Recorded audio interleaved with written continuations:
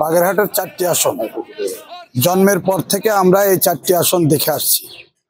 হঠাৎ করে ইসি এই 4টি আসনের মধ্য থেকে একটি আসন কমিয়ে 4টি আসনের সিদ্ধান্ত নিয়ে প্রজ্ঞাপন জারি করেছে।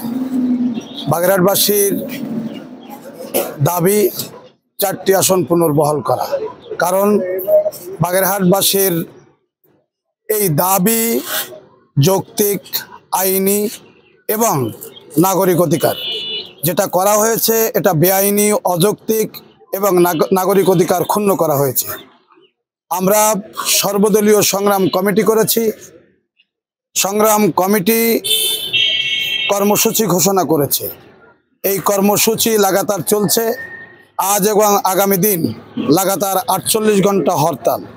এই হরতালে কোনো সরকারি অফিস খুলবে না, স্কুল, কলেজ, মাদ্রাসা কোনোটাই খুলবে না, সবই বন্ধ থাকবে।